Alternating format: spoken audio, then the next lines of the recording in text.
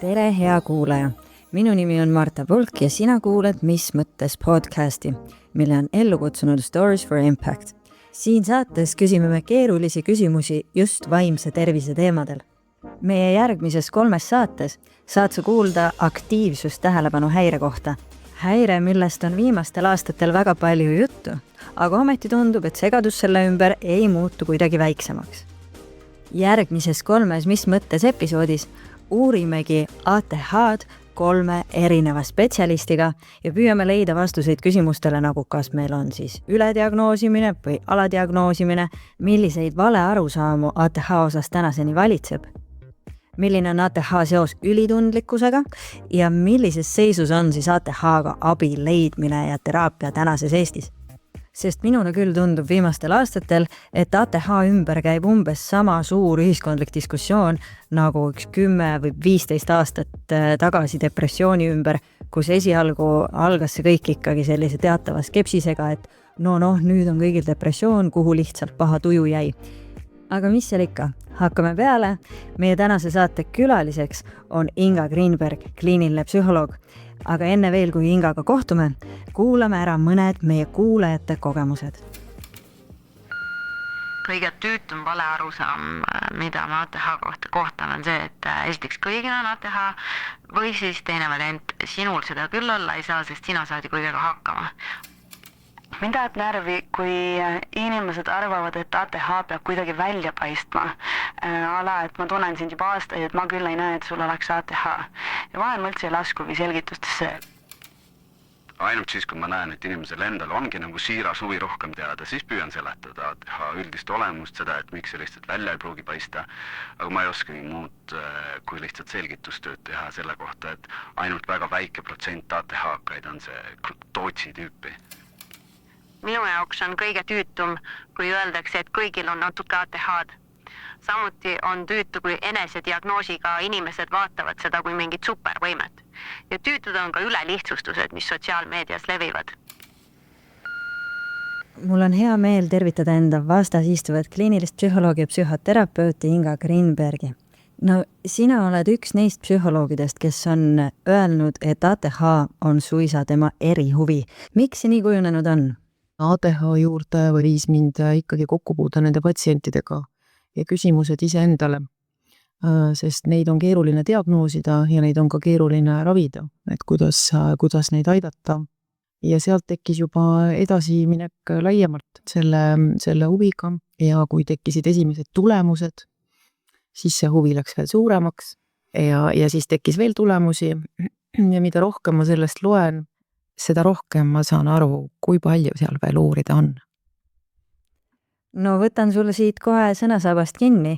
Sa ütlesid, neid on keeruline ravida, keeruline diagnoosida. Mis see peamine keerukus on, mis just ATH patsientidega kaasas käib? Kaasuvad häired, et nemad ei tule tegelikult ju kaebustega, et mul on aktiivsus tähelepanu häire, vaid et nad tulevad kaebustega ühest või teisest eluvaldkonnast või lausa mitmest eluvaldkonnast, et kas neil on häiritus sotsiaalsel tasemel, sotsiaalsete suhetega, mis on siis kestnud juba väga pikka aega, on muutunud krooniliseks. Kas neil on kaasuvana mõni psühhiaatriline häire, et 70-80% neist omab ühte psühhiaatrilist häiret, umbes 50% omab 2 ja 3 ja tegelikult ju inimene selle all kannatabki ja sellega ta tuleb. Aktiivsus tähelepanu häirest enamasti neile aimu ei ole ja nad ei ole osanud seda enda puhul ka kahtlustada. Häiritud suhted, häiritud töötamine, häiritud isiklikus elus toimetulek, häiritud pingutus, häiritud tegevuste algatamine. Selle põhjal inimene ei saa aru, et tal oleks mingisugunegi kokkupuude aktiivsus tähelepanu häirega. Söömine on häiritud, ülesöömistüüpi häired, rasvumine, mingisugune krooniline immuunsüsteemi puudulikkus. Neil on nagu palju selliseid kaasuvaid muresid. Ja nüüd, kui sinna panna juurde, et kasvukeskkond on olnud invalideeriv või ütleme selline toimetulekut mitte toetav, et siis me saame kokku väga suure riski kõikide erinevate psühhiaatriliste kaasuvate häirete avaldumiseks. Et risk on kõrge, sõltuvushäire on neil väga kõrge protsendiga, sest neil on ikkagi vaja kuidagi seda sellist nagu ebatüüpilist aju rahustada ja siis väga hea vahend on nikotiin, alkohol, erinevalt sõltuvusained, et nad on ikkagi, võivad tarbida kõike, mis neid vähegi aitaks. Söömishäire on omane 9% ADHD-st kohe tõsisel kujul, umbes 40% on omane häiritud söömine, enamasti ülesöömistüüpi häire. Vähem on neil piiravat, ehk siis sellist anoreksiku tüüpi nad pigem ei ole, et see jääb siis nii-öelda autismispektri häire valdkonda, aga häiritud söömine, häiritud uni, unehäire on, kui võtta nüüd laste järgi, siis umbes 40–70% hüperaktiivse alatüübiga lastel, mis on väga suur protsent, et teistsugusus ööpäeva rütmides, tsirkadiaansetes rütmides, erinevad geneetilised polümorfismid, nii et nad selles mõttes tulevad ikkagi ühe või teise kaebusega sellest valdkonnast. No ma mõistan, et see on tohutult lai spekter, millega tuleb tegeleda, aga küsin seda, et nagu me sissejuhatuses ütlesime, ATH on viimastel aastatel saanud tohutult rohkem tähelepanu, sellest räägitakse meedias palju. Kui sina seda arutelu vaatad ja seda, mis info tänaseks ATH kohta kättesaadav on, kuidas sulle tundub? On meil nüüd asjad selgemad või mis on sellised kõige levinumad valearusaamad, mis ATH puhul siiski püsivad või võib-olla on hoopis uued valearusaamad tekkinud? Valearusaamisi on rohkem, et võib-olla nii palju, kui on inimesi, kes räägivad aktiivsustähelepanu häirest, nii palju on arvamusi aktiivsustähelepanu häirest ja väga vähesed neist vastavad mõnele tõesele profiilile, sest aktiivsustähelepanu häire võib-olla siis diagnoosi või kliiniliste tunnustega inimene elab oma normaalsuses.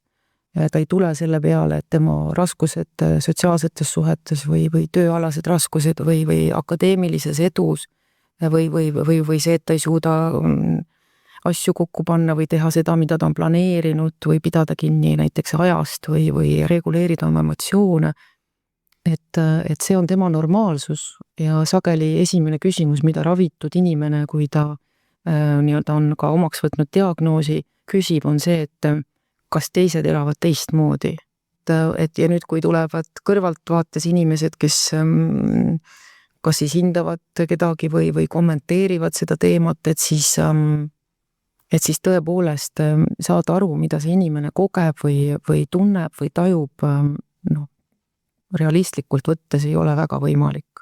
On võimalik anda hinnanguid, otsustada, mis on, ei ole, mis mulle meeldib või ei meeldi, aga tegelikult reaalselt selle inimese ajust aru saada, kus ta on või mis temaga toimub, on peaaegu et võimatu, sest see on unikaalne, kuna ATH ei ole inimene, vaid et inimesel on ATH või mingisugused ATH kliinilised tunnused ja need ei ole püsivad, nad muutuvad ajas ja elukaare jooksul.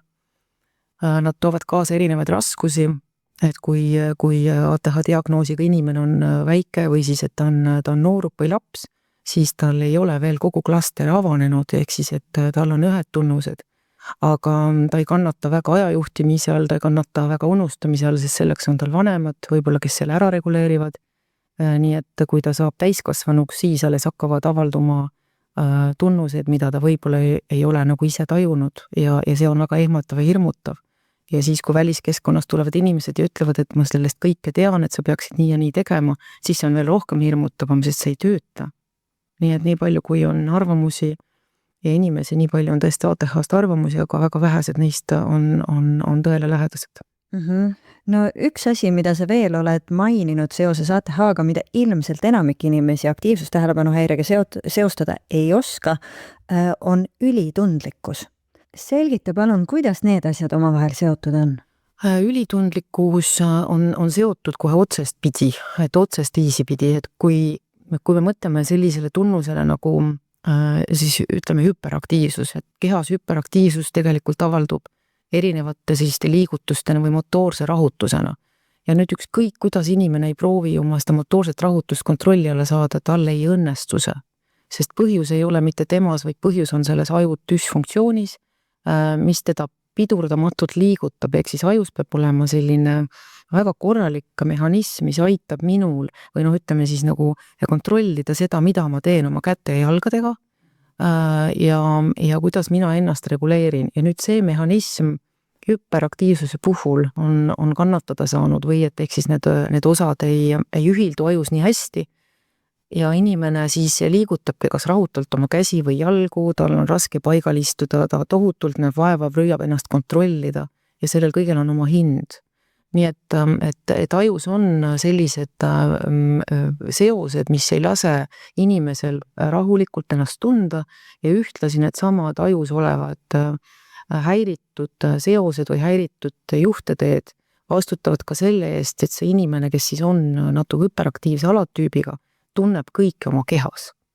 Et meil on väga hea puhversüsteem ajus, mis peab vaigistama minu keha helisid, minu keha toimimist. Et me oleme väga-väga mürarikkad. Ja nüüd see vaigistussüsteem on kehvavõitu. Ja teistel inimestel on sellest väga raske aru saada. Et ma ei tea, ma olen siin näiteid toonud, et lähed matkale ja lähed kohe grupiga matkale ja vaatad, et sinu ees oleval inimesel on kand verine, et tal on see siuke kivikene. Ja tema muudkui kõnnib, aga sinul läheb liivatera sinna tossu sisse ja sa juba ei saa enam kõndida, sest et su keha annab signaale, et midagi on valest, et see kõik on nagu võimendatud. Ehk siis, et nendel on ebatüüpiline sensoorne töötlus ja selle ebatüüpilise sensoorse töötluse põhjused on ajus, mitte inimeses või tema soovides. Aga vaatame korraga seda koos esinemist autismispektri häirega, sest olgem ausad, ülitundlikkust ju enamasti omistatakse just autismispektri häirele, et on siin ka mingeid seoseid? Autismispektri häire diagnoosimine nüüd aktiivsus tähelepanuhäirega koos on esinenud väga lühikest aega ja mida ei ole väga palju tehtud, on uuringuid. Ehk siis, et seda lubatakse nüüd koos diagnoosida, aga kui me natuke nende inimeste profiili vaatame, siis nad siiski on erinevalt tundlikud. Et sellel inimesel, kellel on mõlemad diagnoosid, on tegelikult sekkumistega ja ravimiga raskem, ehk siis ta on raskem toimetulek ja nad tõesti võivad niimoodi esineda koos ja ka uuringud näitavad, et neid võib koos diagnoosida. Aga nii palju, kui mina nüüd olen süvenenud nendesse viimastesse uuringutesse, siis ja ka mõtlen oma patsiendi profiili peale, kellel on mõlemad häired koos, et siis autismispektril on omane teistsugune tähelepanematus. Et ATH-l on omane tähelepanematus, mis on rohkem seotud sellise ajameelsuse, rabistamise, unustamisega. Aga autismispektrile on omane tähelepanematus, mis on seotud raskesti juhitava tahtmisega ja nagu selline rohkem nagu oma ajus kinni olemisega. Et need tähelepanematuse juhteteed on tegelikult, nad avalduvad nagu erinevalt ja lisaks tekitab küsimusi, et kui autismispektri häirel esineb umbes 50–80% ulatuses kaasuvad ATH-d, et siis see protsent on sedavõrd suur, et see vajaks nagu selliseid uuringuid, miks see nii on.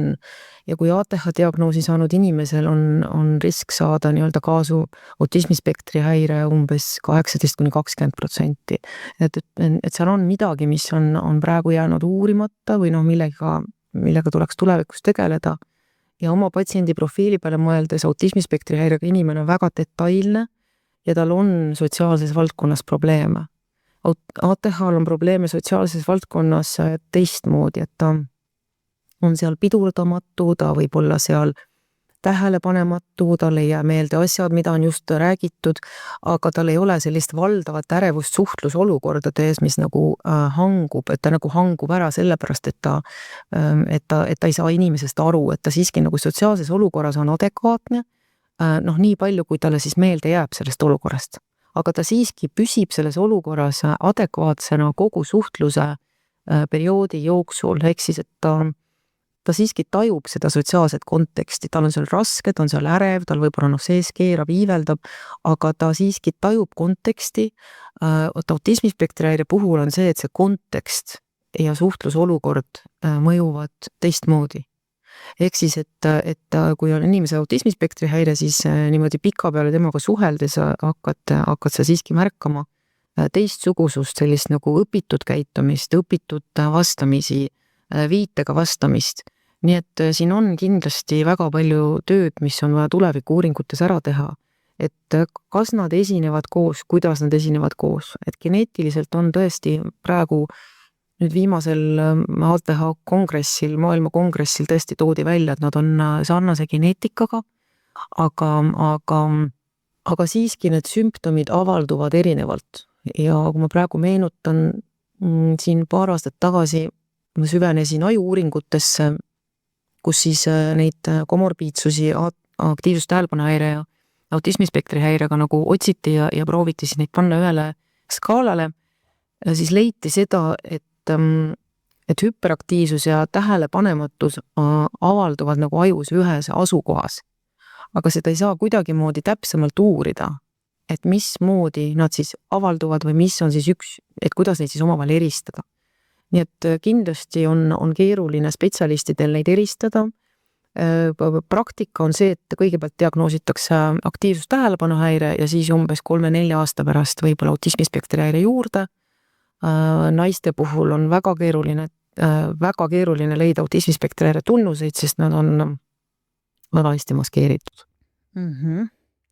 Aga kui ma nüüd niimoodi metsikult spekuleerin selle osa kohta, mis nagu sa ütled, praegu on veel uurimata, et kui mina seda sama statistikat ühest sinu varasemast intervjuust kuulsin, et need protsendid on nii kuni 80 versus 20, nagu vastavalt sellele, et kumb diagnoos siis tuleb esimesena.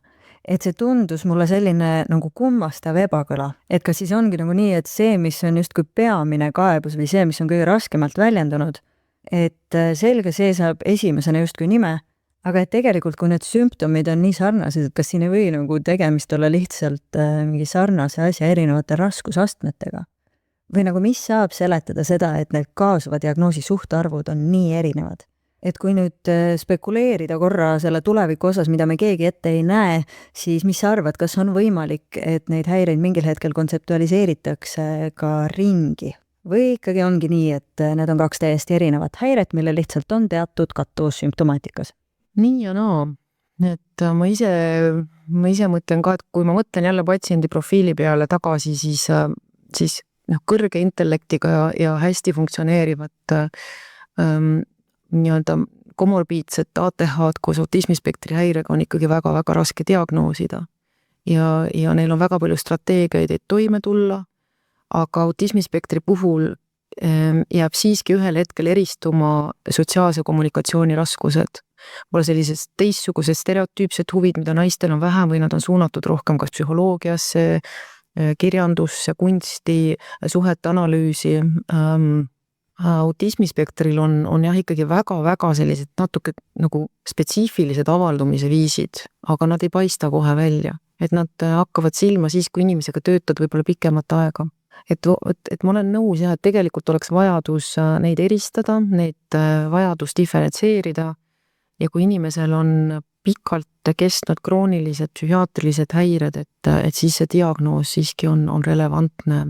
Aga spetsialistil on see suur väljakutse aru saada, kas nad esinevad koos, kuidas nad esinevad koos, eriti täiskasvanutel. Kuna siin on peale tekkinud nii suur hulk strateegiaid, kuidas seda tegelikult nagu peita või alla suruda või siis ehk siis püüda olla, nagu meie patsiendid ütlevad, et tahan olla normaalne. Et tema normaalsus või selle normaalsuse tekitamise hind on nii kõrge, et selle hind ongi depressioon, ärevushäire.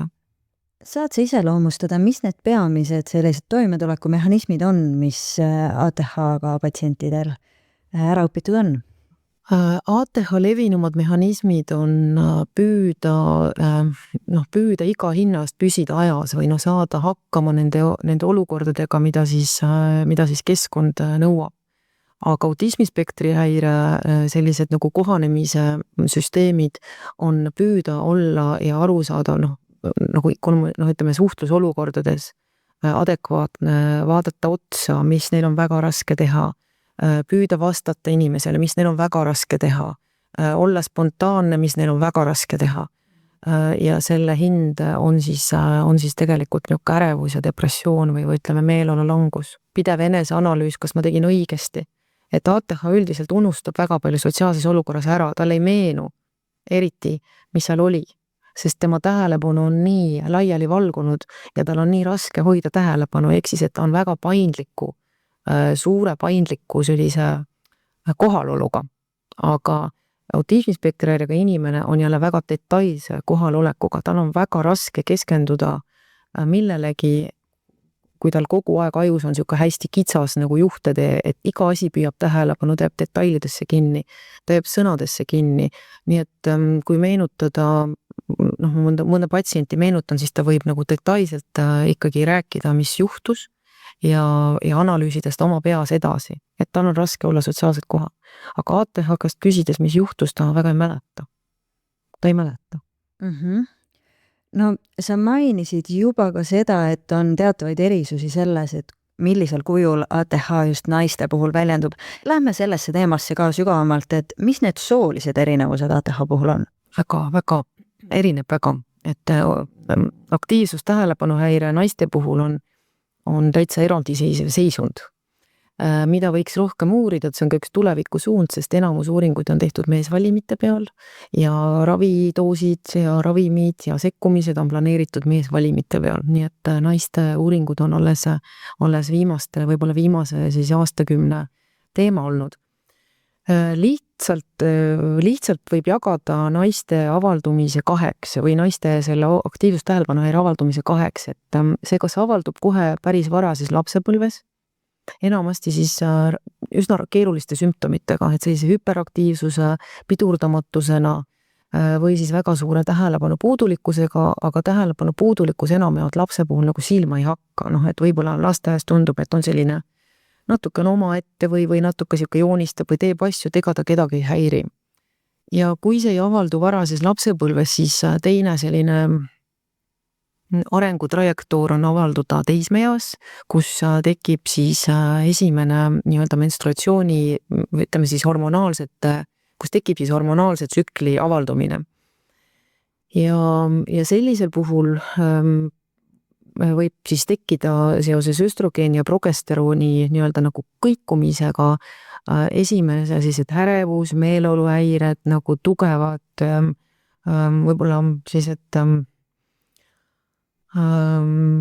ennast vigastavad hood, sest see kõik on nii nagu uus või see kõik on nii tugev, nii et see võib tekkida siis nagu selles vanuses, et meestel see on teistmoodi või poistel on teistmoodi. Nii et naiste avaldumise vanus võibki olla siis kas päris varases vanuses või siis teises etapis, kus on teismeiga.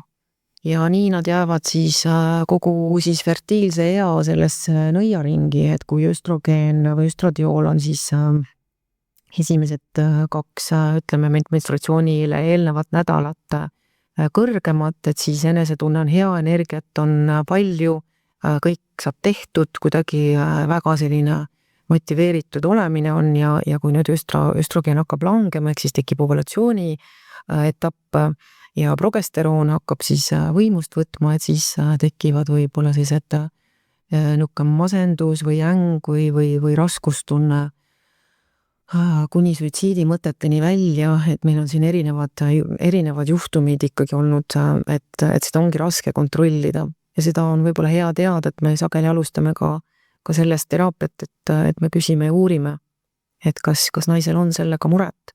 Ja siis tuleb elus veel 3. etapp, kus on perimenopaus, postmenopaus ja menopaus. Et need on kõik väga rasked etapid aktiivsustähelepanuhäirega naisele. Miks see nii on? Ongi teine nimi naiste ATH-le on hormonaalne häire. Ja siin meil on väga vaja sellist ravimeeskonna koostööd naiste arstidega, meie enda psühhiaater, naistearst, vaimse tervise õde, tegelikult selline üleüldine kaasatus, teadlikkus, spetsialistide arusaamine sellest häirest on väga-väga oluline.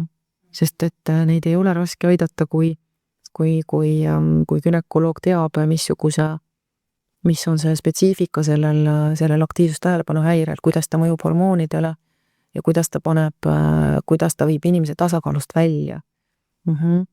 Raske on ka siis, kui naisel on sünnitusjärgne aeg, aga siis me oleme näinud selliseid suuri tagasilangusi või tagasilööke, kui tekib unevaegus, siis ka see puudulik uni võib vallandada aktiivsustähelepanu häire sellises eluetapis, kus inimene ei ole tegelikult teadlik, et tal võib see olla. Ehk siis, et naine on nagu kogu elukaare jooksul kogu aeg haavatav, et aktiivsustähelepanu häire võib nii-öelda välja lüüa, kui ta on seal geneetikas olemas. Ma kogesingi sünnitusjärgset kriisi ning sellest väljatuleku käigus hakkasin aimama, et see võib ATH olla. Ma taipasin, et mul võib olla ATH peale teise lapse sündi. Neil on 2 aastat vanuse vahet ja mul jooksis juhe täiesti kokku. Ma ei jõudnud enda eest hoolitseda. Kõik argised asjad kasvasid üle pea, ärevus ja depressioon süvenesid. Ja kõige raskem ongi nagu igapäevaelu, et lastega toimetades nende suurte tunnetega toime tulla, see ülemanageerimine, et ma püüan kogu aeg garanteerida, et kõigil oleks hästi. Ma hakkasin esimest korda mõtlema, et mul võib ATH olla alles siis, kui mulle pealtnäha väga hästi toimiv inimene ütles, et temal on ATH. Ja paradoksaalsel kombel ma olen ise psühholoog. Aga õpingute ajal ei tulnud kordagi pähe, et võiks endal ATH olla, kuigi tagasi mõeldes on need märgid tegelikult alati olnud. Ma lihtsalt maskisin korralikult. See tubli tüdruku sündroom oli täies hoos. No ma tean, et sel ajal, kui me seda intervjuud sinuga salvestame, on tegelikult Tartu Ülikoolis valmimas ka üks magistritöö sel teemal, et kuidas on ATH seotud traumaga, kas seal on sümptomaatika kattuvusi ja et justkui, et kui ATH sümptomid on seotud ka traumakogemusega, siis need sümptomid võivad välja näha samasugused, aga need tegelikult vajavad terapeutiliselt teistsugust lähenemist. Aga ometi ei oska ka spetsialistid seal tihtilugu vahet teha. Mida sinu kogemus ütleb, et kui ATH on traumaga seotud, siis kas see vajab teistsugust lähenemist? Oleneb sellest juhtumist, et kõik oleneb inimesest juhtumist, tema sümptomitest, tema keskkonnast, kus ta viibib, et see on ikka absoluutselt individuaalne lähenemine. Ja et kõigepealt tuleb see ära kontseptualiseerida, mida inimene traumaks peab ja aru saada, et kas tegemist, missuguse traumaga on tegemist, kas arengulise traumaga, kas posttraumaatilise stressihäirega, kas on komplekstrauma, et neid traumatüüpegi on erinevaid ja ei saa jätta mainimata, et ATH on väga traumatiseeritud elusündmustest, sest tal on raske oma emotsioone juhtida, ehk siis, et tal on raske ennast reguleerida, see tähendab ka seda, et ta on traumade suhtes vastuvõtlikum ja kohe oluliselt suurema protsendiga kui tavapopulatsioon. Ja nendega juhtuvadki asjad, kuna neil on ka riskikäitumine, et siis nad on ka traumadele rohkem, et neil võib olla ka riskikäitumine. Ja nüüd, kui nad on traumatiseeritud näiteks mõnest minevikust või neil on esinenud lapsepõlve väärkohtlemist, hüljatust, et siis kindlasti ATH sümptomid võivad olla palju tugevamad. Ja siis tuleb tõesti eristada, et kas me räägime traumasümptomitest või me räägime ATH sümptomitest. Et see on juba spetsialisti selline suur ülesanne, sest nad on sarnased. Et nad on sarnased, emotsiooniregulatsioon, kiire ärritumine, mingisugustele olukordadele, mingisuguste olukordade suhtes väga tundlik olemine, et seal on nagu sarnaseid tunnuseid. Et nende eristamine on oluline ja siis tuleb spetsialistil ka aru saada, et ATH võib olla traumatiseeritud absoluutselt iga hetk ja iga minut tavalistest elusündmustest. Astudes näiteks töökollektiivi, minnes oma töökohale, paneb ta kõike tähele, ta kuuleb kõike, ta on väga emotsionaalselt, võib emotsionaalselt üle reageerida ja ta võib seda lugeda ka traumaks, nii et ka sellega me töötame. Et kas me reguleerime tema igapäevaseid elusündmusi või me tõesti töötame traumakomponentidega. Et absoluutselt individuaalne lähenemine, sõltuvalt tugevusest, sõltuvalt, kuidas need avalduvad, et kõik tuleb hästi ära kontseptualiseerida. Mõistan. no me oleme nüüd väga palju saanud rääkida nendest väljakutsetest, aga pöörame siin natukene selle vestluse suunda ja vaatame sellele ravi poolele, ehk siis vaatame ka lahenduste poolt. Et millist ravi siis on ATH-ga kliendil vaja? Individuaalset lähenemist, absoluutselt, sellepärast, et inimese häiritus ajus on väga individuaalses asukohas. Ehk siis, et praegu juba on 4 erinevat dimensionaalset lähenemist, kus aju osas, kas ta on seotud seostega erinevate aju osade vahel, kas häiritus on seotud tõesti dopaminergilise süsteemi düsfunktsiooniga, nooradrenaliinisüsteemi, erinevate, siin on neid süsteeme veel päris mitu, kas tal on seotud see S-sagara puudulikkusega, ehk siis, et juba kui minna sinna neurobioloogiasse sisse, siis seal on praegu juba väga palju erinevaid, väga süvitsi minevaid valdkondi. Et see ei ole päris nii, et ühel inimesel ja teisel inimesel on sarnased, mis tähendab ka seda, et ravivajadus juba ravimi tasemel on täiesti erinev.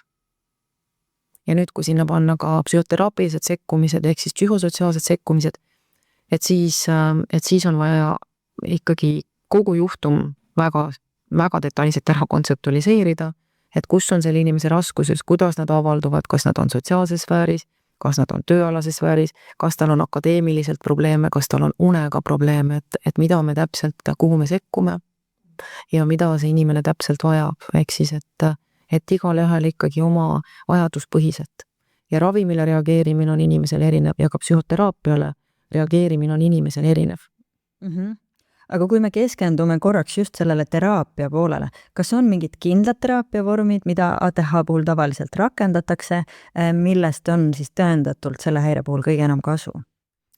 Tõenduspõhiseid on uuritud, kognitiivkäitumisteraapia on leidnud kõige rohkem nii-öelda tõenduspõhist empiirilist tulemuslikkust, aga pigem mida on hästi palju uuritud, selle puhul on ikkagi kaasuvaid häireid.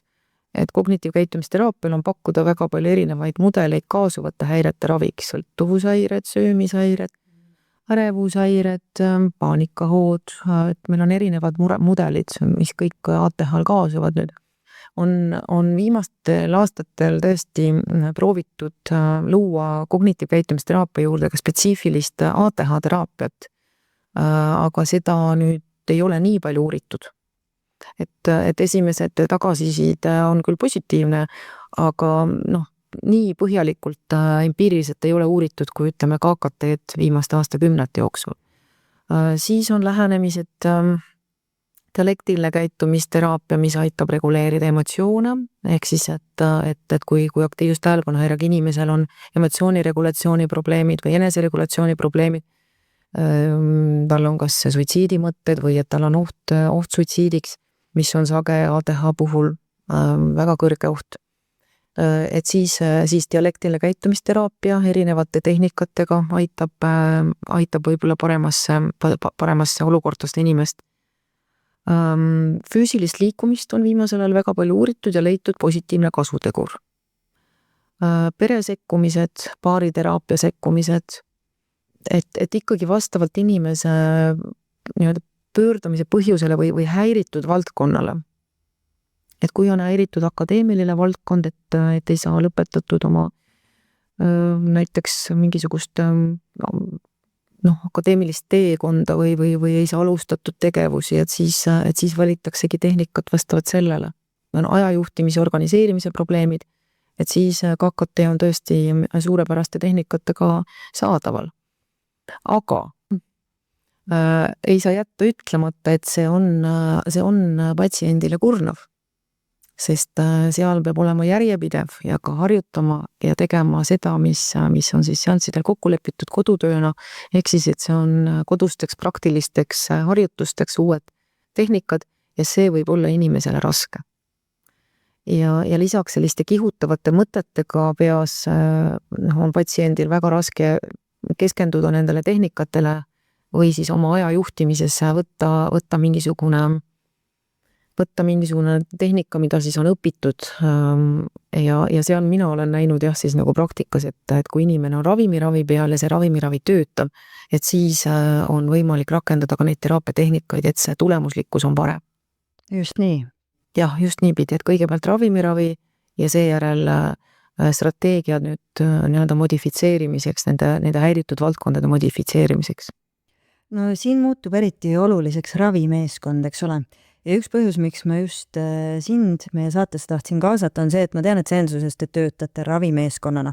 Ja samas ma tean seda, et enamik ATH-ga kliente või patsiente sellist väga terviklikku lähenemist tingimata ei saa või ei koge. Palun räägi sellest, et millist rolli mängib efektiivse abi saamisel see ravimeeskonna koostöö? Et ravimeeskonna koostöö ongi kõige alus ja ravimeeskonna juht on patsient. Jah, mitte ravimeeskonnas arst ega psühholoog. Et patsient on see, kes võtab vastutuse ka sellega, et ta paneb endale aja või broneerib endale aja, siis ta tegelikult juba võtabki vastutuse tulla ravile. Ja tema tegelikult juhib ka kogu seda protsessi, et loomulikult ravimeeskond ongi see, kes seda nii-öelda aitab siis kõike kokku panna ja seda raviteekonda, aga patsiendil on seal väga suur roll.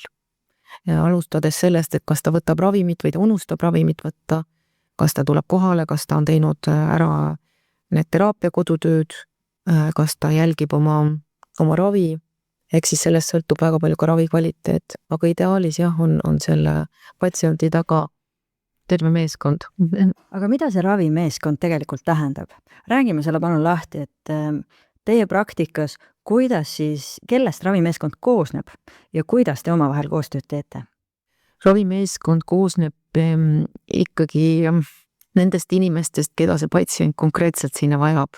Et kui patsiendi pöördumise põhjus on lähisuhetes tekivad probleemid ja ütleme, et tal on nagu suhtlemisalaselt, kas siis isikliku vaba ajaga ja suhetega või siis on lähisuhte teemad, et siis me ikkagi kaasame paariterapeudi või pereterapeudi, ehk siis, et pereterapeut ongi kohe juba ravimeeskonnas. Vaimse tervise õde, kui patsiendil on ravimiravi, mis nõuab jälgimist, siis on vaimse tervise õde, psühhiaater ja olenevalt siis, kui tegemist on veel ka pereliikmetega, et siis võib olla ka see, et me vajame lastepsühhiaatrit. Et see kõik on selline suur meeskond lähtuvalt patsiendi probleemidest ja nendest sümptomitest ja häiritud valdkonnast. Aga mida see praktikas tähendab, et kui tihti te siis kokku saate oma tööd kuidagi koordineerite, et mida te ühiselt teete? See sõltub ikkagi sellest, et mis on see probleem. Et kui inimesel on probleem akadeemilises valdkonnas, et siis võib-olla saab kiiremini lahendatud, kui ravimiravi töötab, siis ei ole väga vaja kokku saada ja kui tal ei ole häiritud või funktsioneerimine on ütleme vähe häiritud, aga tugevasti häiritud funktsioneerimisega valdkondades me ikkagi kohtume sagedamini. Jah, see ei ole niimoodi nagu kord-korralt määratletud, aga mis kindlasti on esimene etapp, on harimine. Et sageli on inimesele diagnoos juba terapeutilise efektiga, ehk siis, et see annab talle, et kui ta ennem oli nii-öelda, kui ta ennem sai sildistatud ja tal oli madal enesehinnang toimetulekus või et ta oli nagu ütleme nagu elas elu, et ma ei saa hakkama ja ma olen kehvem kui teised, siis nüüd ta läheb nii-öelda neurovaldkonna alla. Et ta saab tegelikult raamistatud, ta saab teada, et see ei ole tema valik olnud või ta ei ole süüdi nendes sümptomites, ehk siis, et see aitab tema jaoks võib-olla väga palju ära selgitada, seletada ja ühtlasi saab ta teada ka selle, et ta siiski peab ise koos nüüd oma ravimeeskonnaga leidma viisid, kuidas toime tulla, ehk siis, et ka nüüd ei saa käsi üles tõsta ja öelda, et ma ei saa midagi teha, vaid nüüd meil on väga selge teekond, mida me teeme, kuidas me teeme ja kuidas me tema elu ikkagi paremaks saame planeerida, nii et elukvaliteet läheks paremaks. Aga kui nagu sa sõnastad, et patsient on selle ravimeeskonna juht, kas see tähendab tegelikult, et see patsient või klient ise on ikkagi see, kes peab kogu seda ravimeeskonda nii-öelda koordineerima? Kas see tähendab lihtsalt, et teie spetsialistidena vahetate omavahel siis, kui tarvis mingit infot või kuidas see kõik nagu keskele kokku tuleb? Keskele kokku tuleb ikkagi nii, et patsient paneb ise endale ajad, aga ta teab tõesti, et millal ta järgmise aja paneb, et see saab kokku lepitud või et kas tal on järgmine aeg psühholoogi juurde, et kuidas kulgeb tema teraapiaprotsess või et tal on järgmine aeg arsti juurde, et need lepitakse siis kokku psühhiaater, suunab ilmselt järgmisena ta vaimse tervise õe juurde ravimi jälgimisele ja osaleb siis, kui ravimil tekib vajadus kas teda muuta või raviskeemi täiendada. Ja tõesti meie omavahel suhtleme. Ja meie omavahel suhtleme, et kui patsiendil on kriis, mis siis sageli juhtub ATH patsientidel, et siis me omavahel suhtleme, et kes saab esimesena vastu võtta ja see ei ole nii, et mina peaksin tekitama aja, vaid et me vaatame, mis probleem tal on.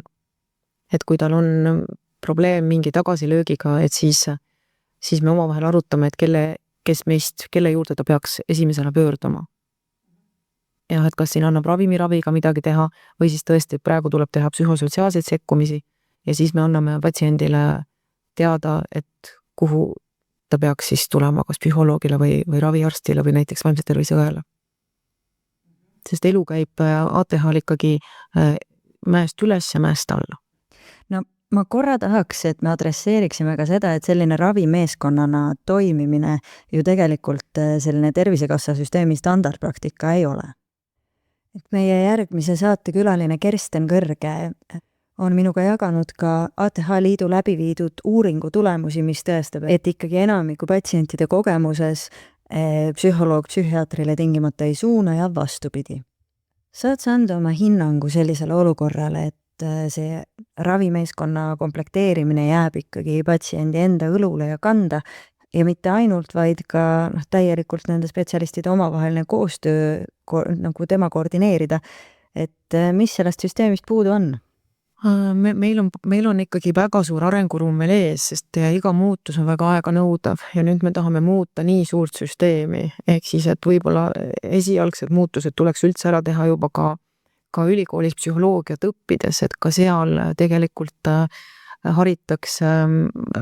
haritakse ikkagi nii autismispektrist põhjalikumalt kui ATH-st põhjalikumalt, et tekiks ka spetsialistidel arusaamine, ka samamoodi psühhiaatritel ja võib-olla see on nagu see koht, kus kõige rohkem vajaksid need inimesed arusaamist, et kas töö toimub meeskonnas, sest muidu nad satuvad töökohta ja hakkavad mõtlema selle peale ja siis seda luua on raske ja kannatab ikkagi patsient, et tõepoolest kannatab patsient. Et neid lugusid on ju väga palju või juhtumeid, kus inimene saab ravimiravi või ta saab retsepti ja siis ta pärast seda ei tulegi kuhugi tagasi. Ja mõne kuu pärast ta jätab selle ära, sest et tal on tekkinud kas kõrvalmõjud või et see ravidoos on jäänud liiga väheseks, et ta ütleb, et see ei tööta talle. Et neid juhtumeid on ikka väga palju, aga me oleme väga palju muutunud, ehk siis, et Eestis ei ole asjad enam nii halvasti. Me oleme juba aru saanud, mis me peame tegema ja võib-olla see meie väiksus on praegu meie pluss, sest info liigub ka spetsialistide vahel ja praegu minu meelest on ikkagi väga palju muutunud asjad võrreldes 5 aasta taguse ajaga. Tundub see sulle nii?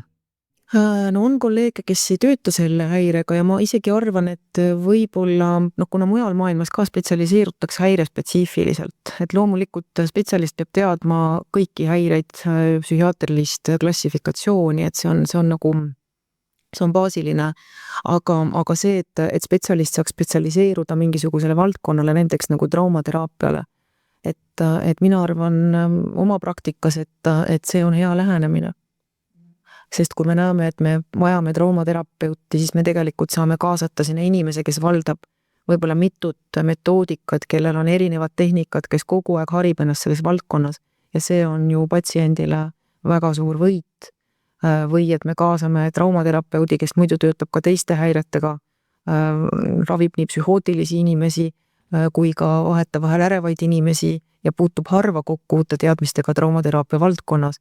Et ma ise pooldan seda lähenemist, et siiski oleks nagu valdkonna spetsiifilised ja kui on vajadus, et siis saab sinna meeskonda kaasata neid inimesi, kes on oma valdkonna tippspetsialistid.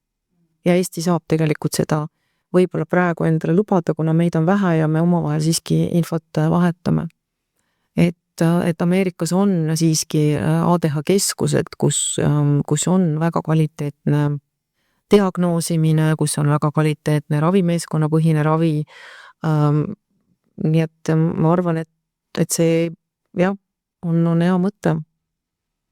Kui ma hakkan praegu mõtlema, et mul on patsiente võib-olla 100 patsienti, kes on ATH-d ja nendest üks on skisofreenia patsient, et siis ma selgelt oman ühes valdkonnas paremaid kogemusi ja praktikat.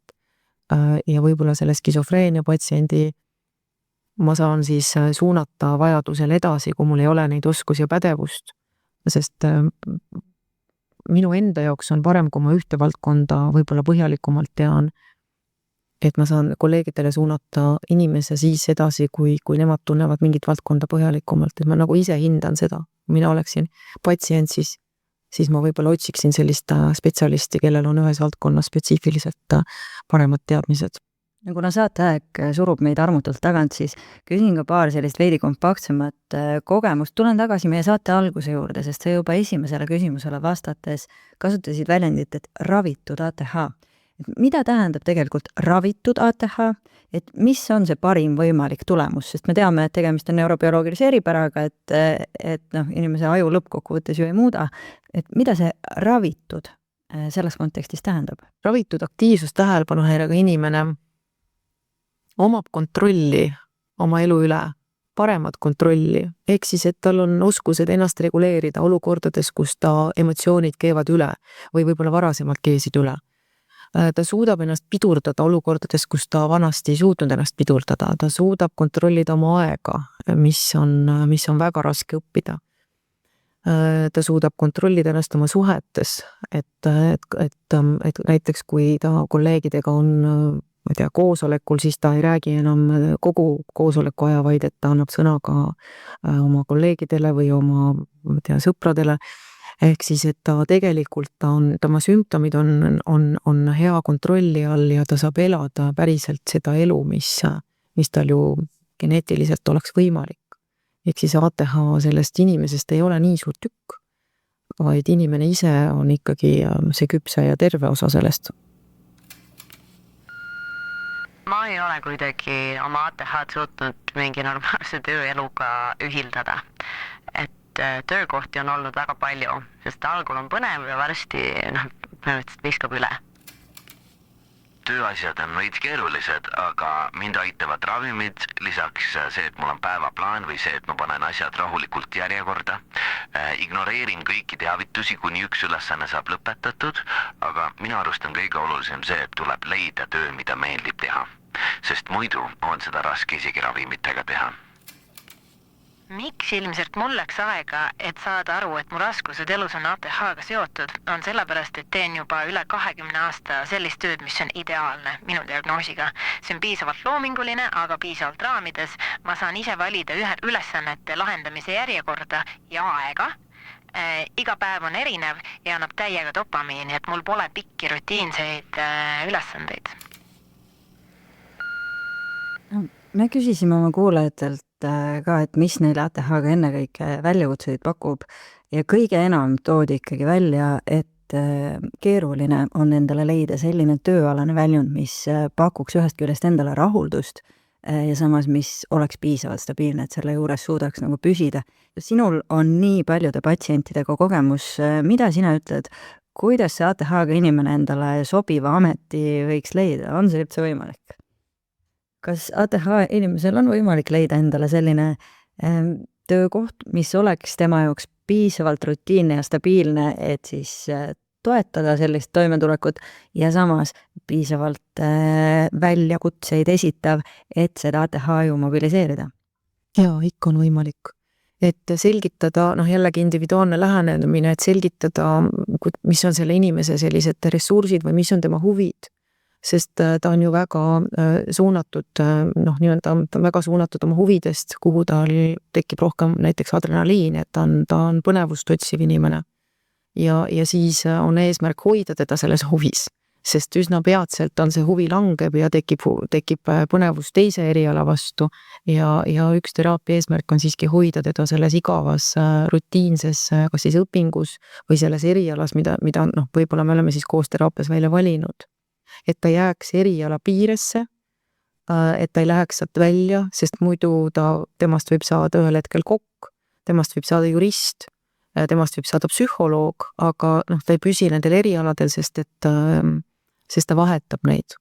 Ja selleks, et püsida erialal, pead sa tegelikult pidevalt kordama üle mingit infot, aga me oleme nagu planeerinud päris ikka 10 inimesele, äkki neid on isegi rohkem, selles valdkonnas mingisuguseid spetsiifilisi eesmärke. Jah, et ütleme, et kui me mõtleme, ma ei tea, näitlejast näiteks, et siis ja ta väsib ühest teatrist ära või ta väsib mingitest projektidest ära, et siis me planeerime mingisuguseid kas või mingisuguseid uusi väljakutseid, mingisuguse uue metoodika näol, et et inimene siiski liigub eriala sees ringi, võib-olla omandab mingisuguseid eriala spetsiifilisi teistsuguseid oskusi, mida tal ennem ei olnud, või uusi metoodikaid, näiteks ma ei tea, füüsilise teatri metoodikat või ta läheb õpib kuskil mingisuguses töötoas Eestist väljaspool midagi juurde, et puutub kokku uute inimestega, aga ta ei lähe nagu väga erialast välja. Just nii, et see mõte siis ongi see, et ennekõike pöörata tähelepanu sellele arengule selle eriala sees, et see on see viis, kuidas see motivatsioon ära häkkida, jah? Jah, ja motivatsiooni me üldjuhul ootama ei jää. Me ei oota, et inimene hakkab tahtma, millal tal tahtmine tuleb. Me hakkame ikkagi kohe tegutsema. Et kõige suurema efektiga on ikkagi käitumiste muutmine või käitumises püsimine. Et mõtted, mis inimese peast nagu kogu aeg välja niimoodi jooksevalt, et nendesse me väga kinni ei haaku, et loeb nagu käitumine. Et ma päriselt teen ära, ma lähen kohale, et seda me planeerime. Sest me ka inimesele ütleme, et see rutiin ja väsimus tulevad kiiresti, kuna see meeleolu langeb, siis ka midagi põnevat ei toimu. Ja siis hakkab peas selline sisekõne, mis on selline negatiivne ja ma ei taha ja ma ei saa ja siis tekib ka selline tunne, tugev tunne, et ma ei lähe, mis on füüsiline, et ATH puhul on need tunded alati füüsilised ja siis ta võib-olla jätabki pooleli. Ehk siis, et see kõne peas endaga on ka üks eesmärk teraapias, millega tegeleda. Et sisekõne ei ole enamasti suunatud tegevusele, sisekõne lihtsalt vuriseb kogu aeg siin ajus ja segab inimest. Ja selleks, et lahendada mingisuguseid probleeme, ta ei suuda oma sisekõnet suunata, sest sisekõne on kogu aeg nagu kas temast järgu võrra maas või järgu võrra ees, aga ta ei räägi sellest, mis toimub.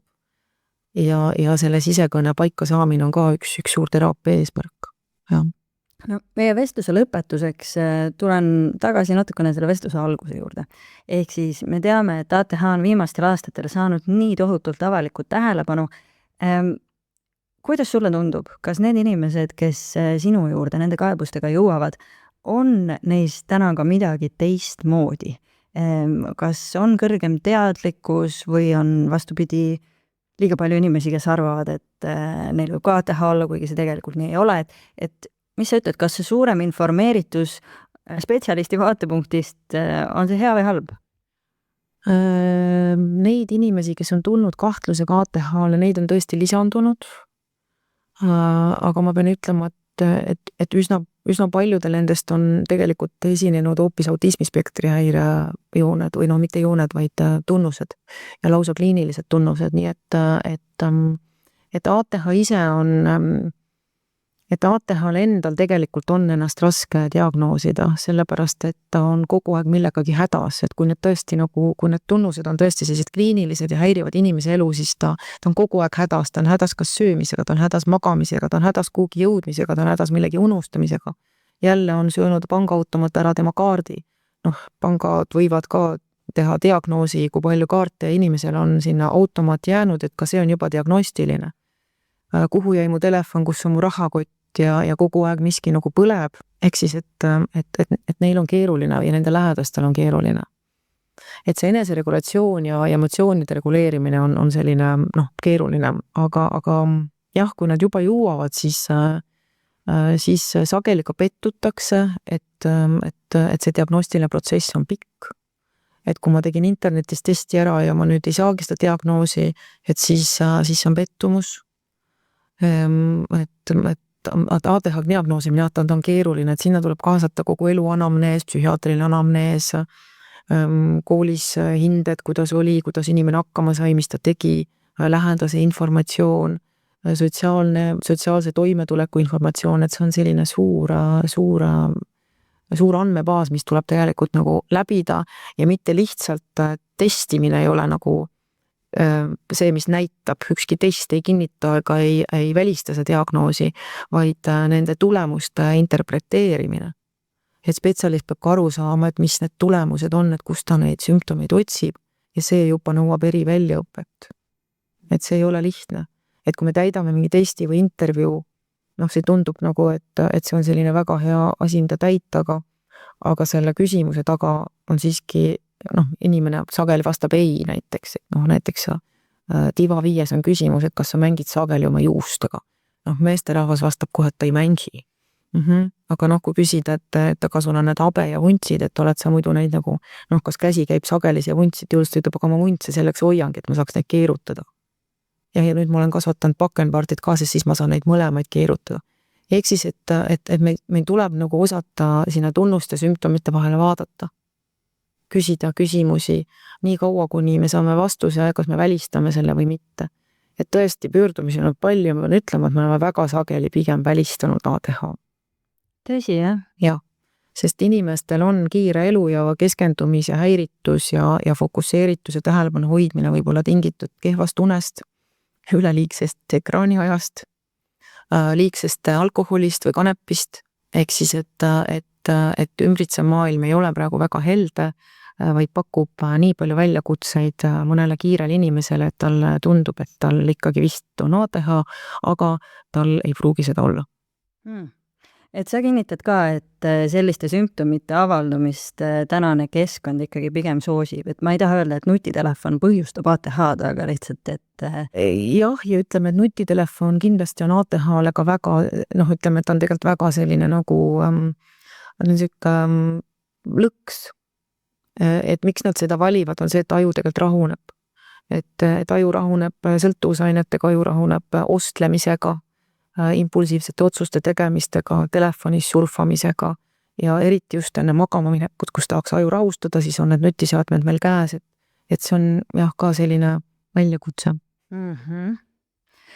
Üks viimane asi on veel, mida ma ei saa mitte kuidagi küsimata jätta, sest ehkki sa mainisid, et ei ole olemas just üht konkreetset testi, mis näitab, et kas inimesel on ADH kindlalt või ei ole, et siis enamasti, kui minnakse seda diagnoosi siis uurima, selle kinnitust leidma või seda ümber lükkama, siis inimesed väga tihti pöörduvad selle QB-testi poole.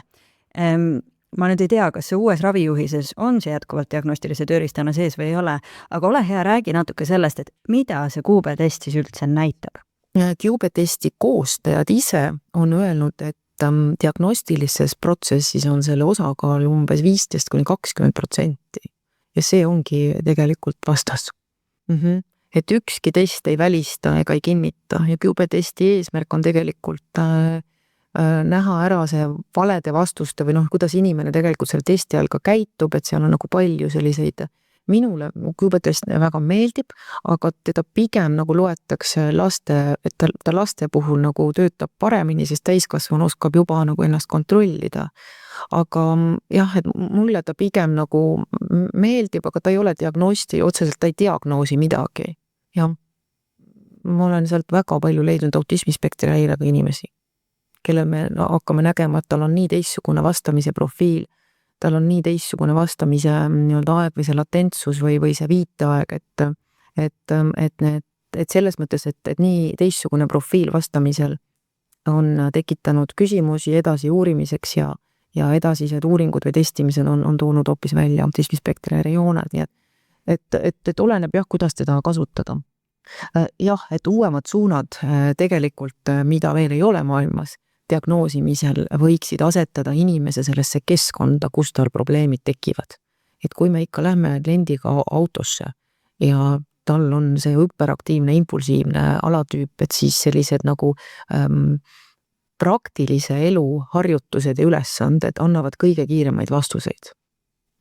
Et sinnapoole võib-olla ollakse teel, aga see annaks kõige kiiremaid vastuseid, et näha, kuidas näiteks inimene toas hakkab asju organiseerima, et tal on hästi lihtsad ülesanded, et seda QB-test ei näe, sest ma istun staatiliselt kohal ja ma vajutan nuppu, aga nüüd, kui see ülesanne on teha 10 minutiga siia 3 erinevatest osades koosnevat praktilist harjutust, 10 minutiga, et sul on ajalimiit, et siis me hakkame nägema, mida inimene teeb, sest et tal tekib kaos ja paanika. ehk siis see kaose retsept asub peas ja näha, kuidas ta oma aega organiseerib ja ennast organiseerib ajas, on nagu kõige parem diagnostika. Ja üldjuhul diagnostika algab sellest, kui inimene astub ruumi sisse. Et kliiniline spetsialist tegelikult peaks hakkama nägema juba suhtlemisel, liigutamisel, motoorsel, kuidas inimene vastab, kuidas ta asju teeb, et tegelikult diagnostiline protsess algab sisseastumisel kabinetti. Aga kas meil tänapäeval on siis tegemist ATH ülediagnoosimise või aladiagnoosimisega? Meil on tegemist pigem aladiagnoosimisega. Meil on väga palju inimesi, kes ei tule nende sümptomite tõttu oma eluga toime. Väga palju probleeme paarisuhetes, väga palju probleeme eneseregulatsioonis, väga palju sõltuvusainetega probleeme, alkoholiga, millega iganes. Ja nad ei tule selle peale, aga ATH-d ei pea diagnoosima, sest ta võib olla kogu aeg inimesel olemas, aga toimetulek on sedavõrd hea tänu nendele tunnustele. Ehk siis, et ta võib olla sõpruskonnas selline päikeseline inimene, kes on rõõmus ja kõigi eest teeb kõik ära ja kutsub kõik igale poole, motiveerib ja broneerib ja kaasab, et ega selles mõttes, et kui inimesel ei ole funktsioneeritus häiritud, siis teda diagnoosima küll ei pea. Sest hüperaktiivsus on nagu füüsikaline suurus, ehk siis ta on energiaühik.